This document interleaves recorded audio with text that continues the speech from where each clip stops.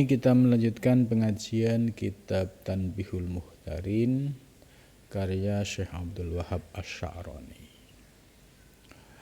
Qala musannif rahimakumullah wa nafa'ana bihi wa bi ulumihi fid dharain amin ya rabbal alamin. Wa min ahlakihim, dan itu termasuk akhlak ya para ulama ya sufi yang solihin ya, ahlus sufi yang solihin, kasratul khaufi, yaitu banyaknya rasa takut, minallahi, dari Allah Ta'ala maha tinggi, ayyu'adzibahum, ya hendak menyiksa siapa Allah hum, kepada mereka, alama, atas sesuatu ya, januhu, yang telah mereka melakukannya, min madzalimi nufusihim, dari kezaliman dirinya, wa madzalimil ibadi, dan kezaliman hamba-hamba. Walau audu kholalin, sekalipun tusuk gigi yang ya, menyela lil asnani ya, bagi gigi, au ibrotun, atau jarum, yukhituna, yang mereka menjahit biha, dengan ibroh ya. Maksud kalimah ini ya, bahwa termasuk akhlaknya para ya salafus soleh, yaitu para sufi yang solihin,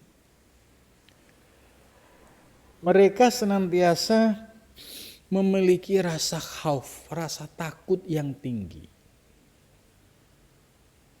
Ya, rasa takutnya kenapa? Ayu adzibahum, takut kalau Allah menyiksa mereka. Itu. Jadi artinya kalau orang semakin soleh, maka dia akan semakin muncul rasa takut kepada Allah Subhanahu wa ta'ala. Nah, sebaliknya kalau ada orang merasa yakin bahwa dirinya ya masuk surga ya, ini terlalu kepedean gitu. Apalagi sedetik ya yang akan datang itu dirahasiakan Allah, tapi sudah berani mendeklar dirinya masuk surga. Nah, karena sebab inilah akhirnya muncul sombong, sebab dirinya sudah dijamin masuk surga. Dari mana mereka mendapatkan jaminan itu? Sementara kehendak Allah terhadap seseorang itu sedetik yang akan datang tidak ada yang tahu. Itu. Maka kita lebih baik mengikuti bagaimana akhlaknya para sufi yang soleh, yaitu dengan memperbanyak rasa khauf. Apa dampaknya kalau seseorang memiliki rasa khauf kepada Allah? Dia akan banyak istighfar, akan terus mengistiqomahkan, melazimkan istighfar. Karena bisa jadi ya banyak dosa atau ada dosa, baik yang disengaja atau yang tidak, khawatir dosa-dosa itu tidak diampuni oleh Allah. Sehingga muncullah rasa takut, ya jangan sampai dosa-dosaku itu tidak diampuni oleh Allah Subhanahu wa ta'ala. Jadi apa yang disampaikan oleh Syekh Abdul Wahab Asy-Sya'rani ini bisa menjadi rujukan, pedoman bagi para salik yaitu untuk selalu menumbuhkan rasa takut kepada Allah. Ya, takutnya kenapa? Takut khawatir nanti di akhirat termasuk orang yang disiksa oleh Allah sebab adanya dosa yang tidak pernah diampuni oleh Allah Subhanahu wa taala. Dengan cara seperti ini maka ada usaha untuk terus beristighfar, untuk selalu berhati-hati. Berbeda dengan orang yang terjebak pada imajinasi tadi, dijamin surga. Ya, nggak mungkin saya masuk neraka. Akhirnya apa? Muncul penyakit ujub, muncul penyakit kibir, akhirnya sombong. Ternyata di akhirat kelak, karena dia sombong ujub, istighfar tidak mau, ya, ternyata banyak dosa yang belum diampuni oleh Allah Subhanahu wa taala. Maka akhirnya yang terjadi adalah menyesal. Kitab ini cukup bagus ya, memberikan guidance atau petunjuk bagi para salik untuk berhati-hati ya dalam melihat aib di dalam diri, terutama terkait dengan dosa-dosa yang dilakukan oleh seorang hamba. Jangan sampai merasa kepedean ya ahli surga, ternyata banyak dosa yang belum diampuni oleh Allah Subhanahu wa taala. La siyama ingkan ahaduhum, la siyama ya terlebih ingkana jika ada ahadum salah seorang dari mereka yastaqilu memandang remeh itu akmalahu amalnya as-solihah yang soleh yang baik fi ainihi dalam pandangannya. Jadi akhirnya kalau muncul sikap ujub, meremehkan, memandang enteng amal, ya, sekalipun itu amal baik. Fa innahu yastaddu khaufuhu wa karbuhu, maka sesungguhnya yastaddu ya menjadi serius ya, menjadi bertambah. Apa khaufuhu takutnya mereka, wa karbuhu dan sedihnya mereka. Gitu. Jadi ciri-ciri orang yang soleh ya, itu selalu diliputi rasa khauf dan selalu ya ada kesedihan ketika mengingat dosanya, ketika melihat masa lalunya, kemudian dia menghitung diri ya, jangan-jangan dosaku tidak diampuni oleh Allah. Gitu. Nah, akhirnya dia punya usaha dan ikhtiar untuk terus beristighfar, memohon ampun kepada Allah Subhanahu wa taala. Jadi fa innahu yastaddu khaufuhu wa karbuhu. Jadi dia semakin bertambah rasa khaufnya kepada Allah Subhanahu wa taala. Li adami ayyakuna ma'hu syai'un, karena tidak adanya ya ma'ahu sertanya apa syai'un sesuatu minal hasanati dari kebaikan. Yu'ti minhu al-khusum yaumal qiyamah. Maka Allah ya akan memberikan darinya pada hari kiamat itu yaitu musuh. Wa rubbama sahha ya ahadul madlumin yaumal qiyamah, dan ketika ya berbuat bakhil sapa ahadul madlumina, salah satu orang yang dolim, yaumal qiyamati di hari kiamat. Fala yardho, maka tidak ridho bijami a'malidz zalimi, dengan semua amal orang yang dolim, as-solihati yang baik, fi madlamin wahidatin ya dalam kegelapan yang satu, min malin dari harta, au arodin atau harta, au lutmatin atau pernah ya menempeleng orang gitu, memukul orang. Kama sayati sebagaimana akan datang fi kholqi tarkil ghibati, yaitu ya sebagaimana di dalam menciptakan meninggalkan ghibah insya Allah jika Allah berkehendak. Wa fil hadis, dan di dalam hadis anna Rasulullah, sesungguhnya Rasulullah sallallahu alaihi wasallam qala, bersabda siapa Rasulullah sallallahu alaihi wasallam. Ini hadis Rasul menyampaikan ya, soal yaitu siapa orang yang bangkrut pada hari kiamat. Adat runa, apakah kamu tahu man siapa? Man itu siapa ya? Al-muflisu bermula orang yang bangkrut, min ummati dari umatku, yaumal kiamati pada hari kiamat. Apakah kamu tahu ya siapa orang yang bangkrut dari umatku pada hari kiamat nanti? Gitu. Faqalu, maka mereka menjawab, ya sahabat menjawab, al-muflisu fina man la dirhama lahu wala mata'a. Al-muflisu bermula orang yang bangkrut, man itu fina, ya fina menurut kami, man itu orang la dirhama yang tidak memiliki dirham, wala mata dan tidak memiliki harta.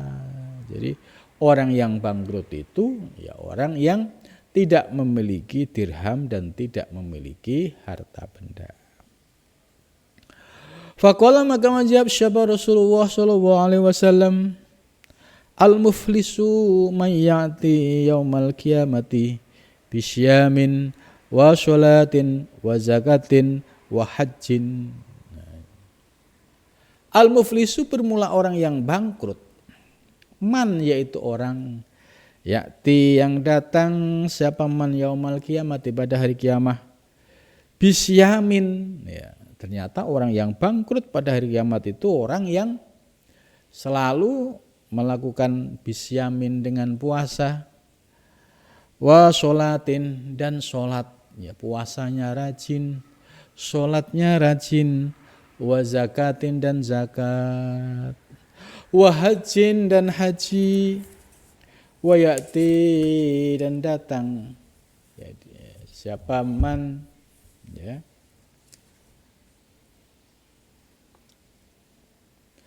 waqad satama hadza, dan sungguh dia telah mengutuk hadza ini, wa qadhafa dan menuduh hadza ini, wa akala dan makan malah hadza harta ini, wa syafaka dan mengalirkan dama hadza darah ini, wa daraba dan dia memukul hadza ini, fayu'ta maka diberi hadza ini min hasanatihi dari kebaikannya. Itu. Wahada dan bermula ini min hasanati dari kebaikannya, fa in faniyat maka apabila telah rusak apa hasanatuhu kebaikannya, qabla ayyak dia sebelum ya sampai ma sesuatu alaihi atasnya, akhoda maka mengambil siapa Allah min khotoyahum dari dosa mereka, faturiha maka dikurangi ya alaihi atasnya, summa kudifa kemudian dilempar finnari di neraka. Jadi ini hadis ini perlu menjadi perenungan ya bagi kita. Jangan sampai kita terlalu pede bangga dengan amal-amal yang kita lakukan. Itu. Sebab menurut hadis ini orang yang bangkrut nanti di yaumul qiyamah adalah orang yang ahli sholat, ahli puasa, ahli zakat, ahli haji. Itu. Akan tetapi dia tidak pernah mengoreksi dirinya, ya. Dia mudah misuh-misuh ya terhadap orang lain, sehingga yang dipisu-pisuin menjadi luka hatinya. Itu. kemudian dia juga mudah menuduh orang lain. Nah, di hari kiamat itu akan dituntut semuanya. Ketika dia mencaci maki, maka dia akan dihisap oleh Allah. Ya, dosanya orang yang dicaci maki, itu dosanya diampuni, kemudian pahalanya yang mencaci itu diambil, diberikan kepada yang dicaci. Gitu. Waqotafahada, begitu juga orang yang gampang menuduh orang, apalagi sampai menuduh zina dan lain sebagainya. Ini juga sama, dia akan dihisap. Menuduh kemudian belum minta maaf, ya akhirnya Allah mengambil kebaikannya, ya diberikan kepada orang yang dituduh. Gitu.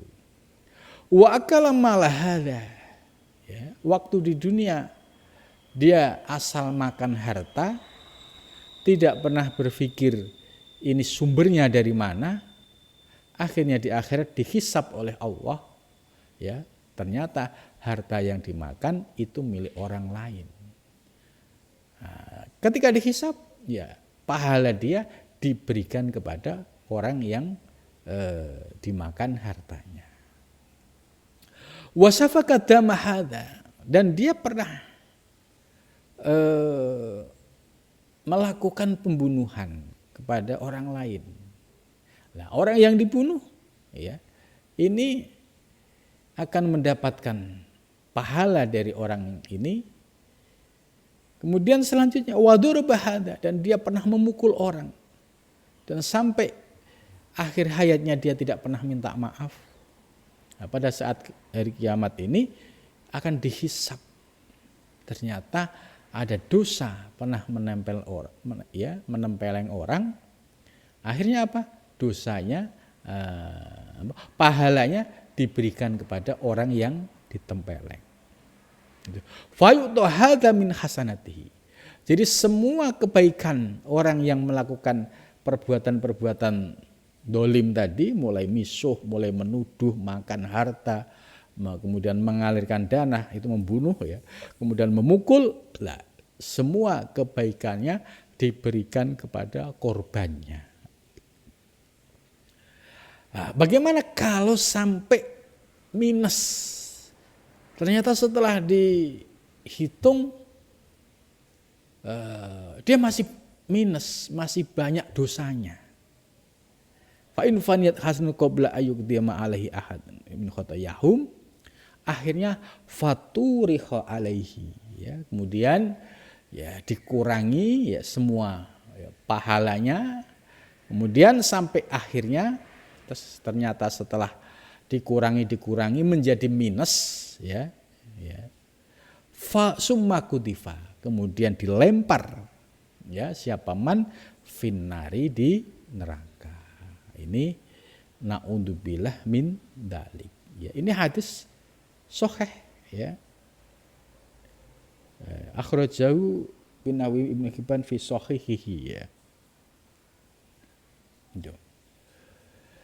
Karena itu menjadi penting, ya, belajar dari hadis ini, ya, jangan sampai kita di akhirat nanti menjadi orang yang bangkrut gara-gara kesalahan kita waktu di dunia, angkuh, sombong, tidak mau minta maaf. Itu. Maka sebisa mungkin kalau kita melakukan kesalahan kepada teman, kepada saudara, kepada siapapun, cepat-cepat minta maaf, dizahirkan.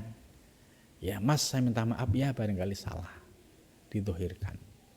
Jangan gengsi minta maaf, khawatirnya, ya, dia merasa pahalanya banyak, ya, ternyata setelah dihisap oleh Allah menjadi minus, ya, menjadi berkurang pahalanya sampai akhirnya minus. Setelah minus, ya sudah, ya dilempar ke dalam summa kutifa finnari, di neraka. Ini, ya, sebagai pengingat bagi kita, jangan sampai kejadian ini menimpa kita. Maka sangat sedih, gitu.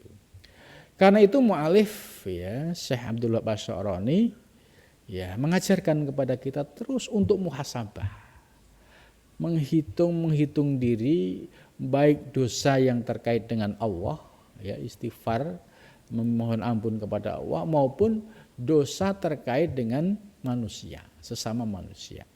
Jadi ada hukukullah, hak-hak ya kepada Allah, ini ya, istighfar dengan serius, tobat dengan serius, ya didasari dengan penyesalan, ya. Kemudian terkait dengan hukul adami, hak-hak sesama Adam, harus minta maaf, harus ada ucapan ya saling memaafkan. Itu. Jangan sampai ya, dianggap enteng, tapi setelah dihisap nanti di akhirat khawatirnya minus, dan kalau minus summa kudifa finnari. Gitu. Ya. Wa kan Abdullah bin Anis radhiyallahu anhu, dan ada siapa Abdullah bin Anis radhiyallahu anhu yaqulu berkata, Yunadi memanggil Rabbul Izzati, Tuhan yang Maha Agung, yaumal kiamati pada hari kiamat. Anal malikut dayyan, jadi Allah pada hari kiamat memanggil, ana malikul dayyan, aku adalah raja yang menghitung semua amal-amal. La yang bagi tidak sepatutnya li akadin bagi seseorang min ahlin nari dari ahli neraka ayat khula untuk masuk siapa ahad an-naro di neraka. Jadi tidak layak bagi seseorang dari ahli neraka untuk masuk neraka. Wala yang bagi dan juga tidak layak li ahadin bagi seseorang min ahlil jannati dari ahli surga ayat khula untuk masuk al jannata ke surga.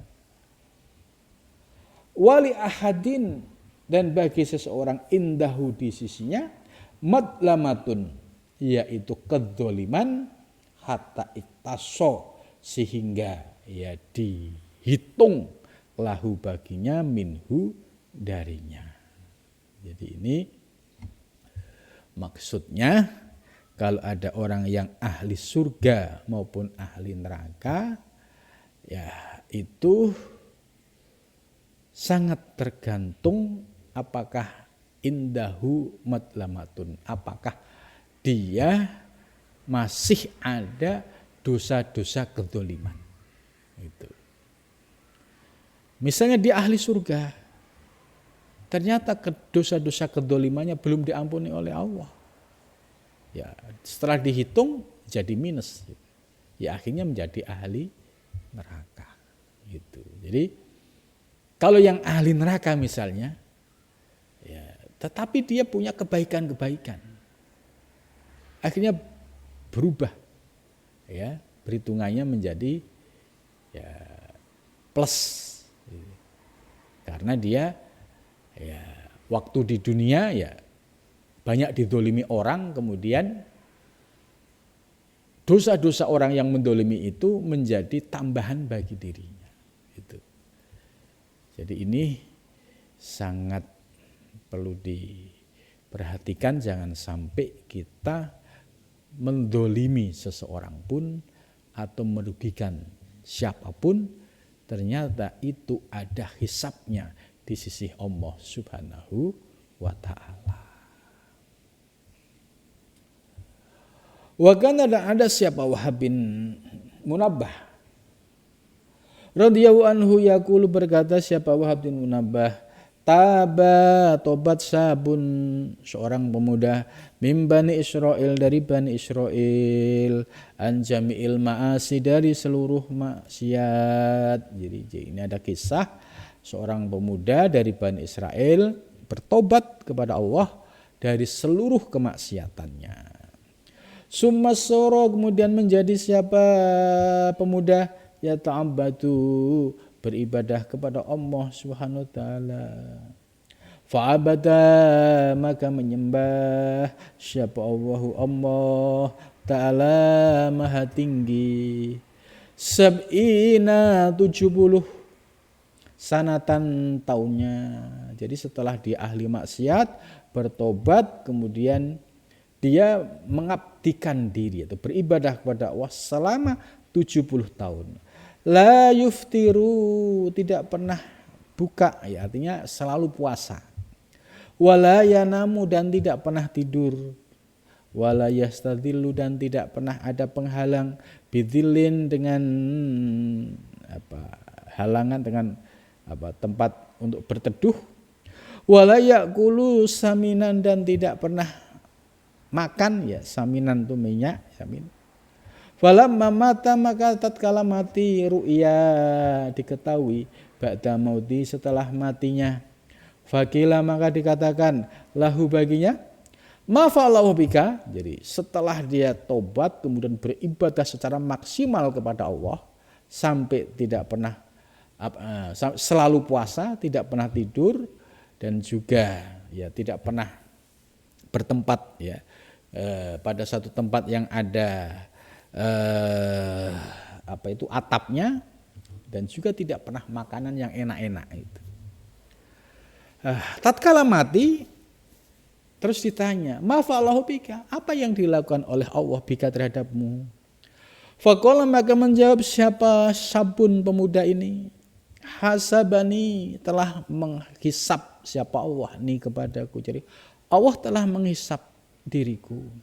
Summa ghafara, kemudian mengampuni siapa Allah li bagiku, kuladan bin, setiap dosa, seluruh dosa yang aku taubati diampuni oleh Allah Subhanahu wa taala. Illa audan, ini menarik, semua diampuni tapi illa audan, kecuali tusuk gigi, min kholalin, ya, yang menyelip, ya. Kholal tubihi asnani, yang pernah digunakan ya di sela-sela gigiku. Bigoiri idni sohibi, dengan tanpa izin pemilik tusuk gigi ini. Ini kan dasar ini. Jadi semua dosa diampuni, ternyata dia pernah make tusuk giginya temannya, nggak izin. Ternyata ini ada hisapnya. Itu. Jadi karena itu biasakan kita untuk selalu minta izin walaupun barang sepele. Sebab kalau yang punya tidak ridho, ini sampai kayak kasus seperti ini. Gara-gara hanya make ya tusuk gigi dipinjem, ya, kemudian nggak izin, ternyata di akhirat dihisab oleh Allah Subhanahu wa taala. Wa ana mahbusun, dan aku ditahan, anil jannati, dari masuk surga, bisa babi, sebab ya make tusuk gigi ini, kan. Ini dahsyat sekali pelajaran yang disampaikan dalam makalah ini. Jadi jangan sampai kita meremehkan ya dosa-dosa kecil ya, seperti tadi hanya make tusuk gigi. Khawatir yang punya nggak ridho. Kalau nggak ridho, konsekuensinya ya sampai ya mahbus, ditahan untuk masuk surga gara-gara seperti ini. Ila wakti, kepada waktiku, hadza ini. Qultu, aku berkata, wa yu'ayyidu, dan menguatkan dalika tersebut, hadisun hadis, innallaha, sesungguhnya Allah Ta'ala Maha Tinggi, akhfa, menyembunyikan siapa Allah, salasan, 3 hal, ya. Fi salasin, dalam 3 hal. Jadi Allah menyembunyikan 3 hal pada 3 hal. Akhfa, menyembunyikan siapa Allah, ridhahu, ridhonya, fi taatihi, dalam ketaatannya. Itu jadi Allah sangat menyembunyikan ridhonya kepada hamba yang ahli taat. Jadi disembunyikan. Kalau ada hamba Allah yang ahli ibadah, ahli taat, apakah dia mendapatkan ridho atau tidak dari Allah, itu disembunyikan oleh Allah. Yang melakukan itu pun tidak tahu. Nah, ini cara Allah supaya seorang hamba itu bersungguh-sungguh dalam beribadah kepada Allah Subhanahu wa taala. Yang kedua, wa ahfa, dan menyembunyikan siapa Allah suhtahu, murkanya, fi maksiatihi, pada orang-orang yang melakukan maksiat kepadanya. Ya, contoh banyak yang ahli maksiat, ya, pemabuk, penjudi, penzina, itu. Seharusnya Allah murka, tapi Allah sembunyikan murkanya. Tetap yang ahli maksiat, penjudi, ya dia hidup seolah-olah kayak normal, ya. Dia penzina, ya seolah-olah hidupnya normal. Padahal Allah itu murka, tapi murkanya disembunyikan oleh Allah Subhanahu wa taala. Itu. Jadi bersyukur, coba kalau bayangkan kalau ada orang yang maksiat sekali kemudian ditunjukkan di murka Allah, itu orang akan ketakutan melakukan kemaksiatan. Gitu.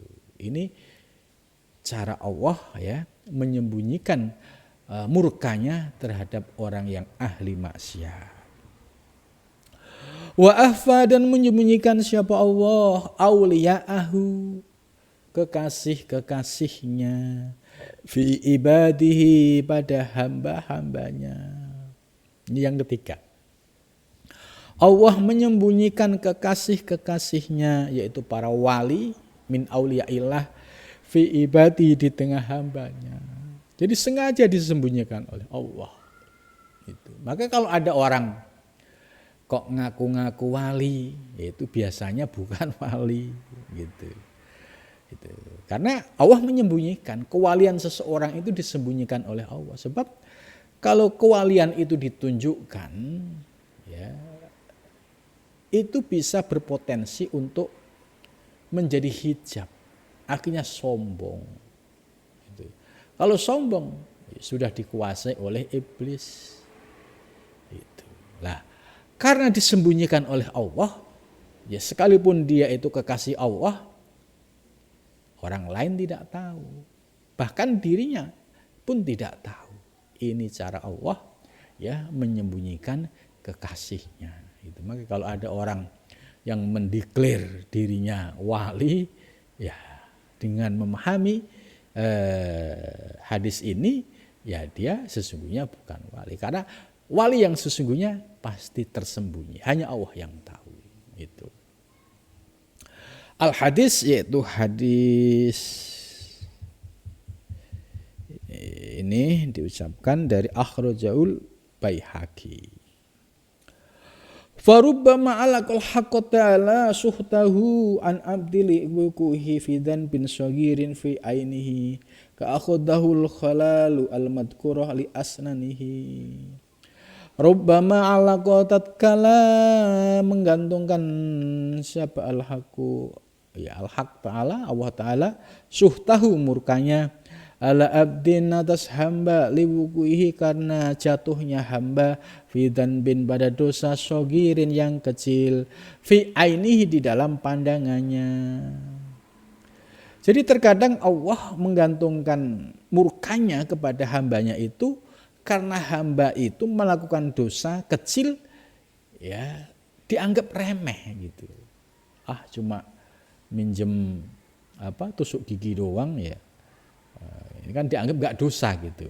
Ini kan fidan bin sogirin fi ainihi. Ka'akhudaul khalal al-madkurah li asli, seperti orang yang tadi. Ternyata gara-gara dia pinjem pakai, ya, tusuk gigi temannya, gak izin, ternyata hisabnya sampai akhirat. Au ghusala yadahu biturabin, atau dia mandi biturabin yadahu, au ghusala, atau dia membasuh yadahu, tangannya, biturabin, dengan debu, biturabi jarihi, dengan debunya tetangga, bi ghairi idnihi, dengan tanpa izin. Ini juga bahaya juga kalau pakai debu tetangga tanpa izin, kama marra anifan, sebagaimana dijelaskan baru saja. Jadi dari penjelasan di atas, ya, bahwa mu'alif Syekh Abdul Wahab Asy-Sya'rani mengingatkan kepada kita jangan sekali meremehkan dosa, walaupun itu dianggap dosa kecil. Itu ya. Di sini dicontohkan sederhana sekali, hanya gara-gara pakai ya tusuk gigit orang tanpa izin, atau ya make turop tanah tetangga nggak izin gitu. Ya karena itu penting sekali ya dari penjelasan kitab ini bahwa kita harus hati-hati sekali. Ya, cepat-cepatlah untuk ya meminta maaf ya kalau kita melakukan kesalahan ya, supaya ketika ucapan maaf yang kita sampaikan itu bisa mengklirkan kesalahan-kesalahan kita.